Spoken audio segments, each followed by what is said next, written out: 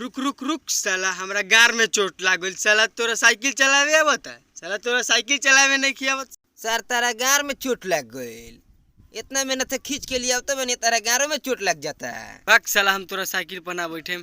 दे सुन सुन चल ने देख अब हम साइकिल चलाओ तनी एकदम स्पीड में ते तनी सा धो ले आ किचकिचा के बैठ जा तनी सा गड़वा उठा दे आ तब देख हम चलाओ तनी तोरा गड़वा में गोदकियो नहीं एकदम सर दे चल जाम सो और की बार लागे नु सरऊ तो मार के मुंगा दे।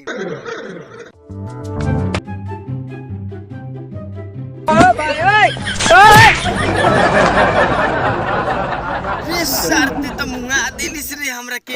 ते तो हमरा साइकिलियो के गार मार देलिस सर। भाग सर चल।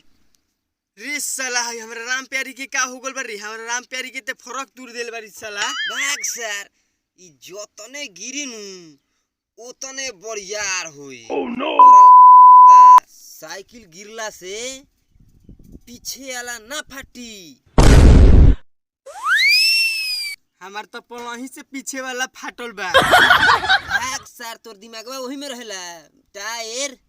ओ टायर कहता रे हमरा तो कुछ औरे बुझाइल हो। रे सर दे अब हम साइकिल चलाई ते हमरा राम प्यारी के कबारी में मिला देबू। भाग यही जा रहे दे। एगो सुन एगो बात कही चु चु चु चु चु चु चु चु चु चल तारी चोरावे। बैक सर हम उ सब काम ना करिले। साला हम चोरी छिनारी ना करिले। हम जाता नहीं घरे।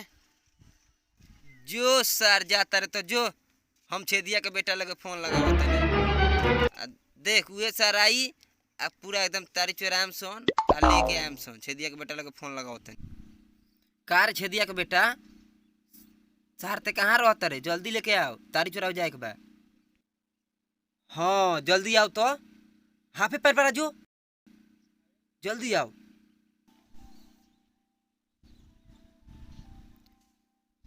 देखो सो सब के सब चलो सो लुलिया के आगा पर उहे तारी लुका के आ जाले काम लेके चल चलल जाई फील्ड में वही जा पियल जाई आ मस्ती कोल जाई। ओ चलेगा चलेगा चलेगा।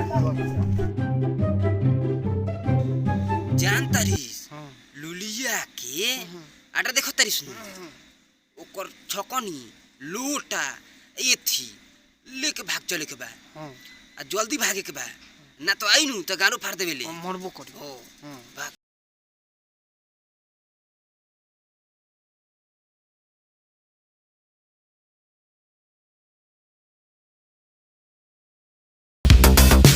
देख इहे लुलिया के आटा हो यही झाड़ी में लुकोइले हुई सब खोजा सब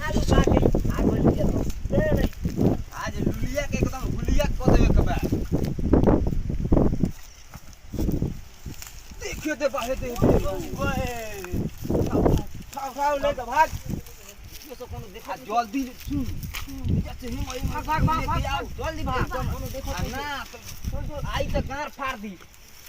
भाग भाग भाग भाग भाग जल्दी भाग चलो सन जल्दी चलो सन। बैठे सन यही जा बैठे सन मारा सब पलथरिया मारा सन मार के बैठ।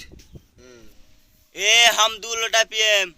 हम पिएम सबसे ज्यादा। हम 4 लोटा पिएम। हम 2 कलियाल बनी हम पिएम। हमार पिए लोग सारा आडा बतानी हम ज्यादा पिएम चल धर दे हम पिएम पहले की।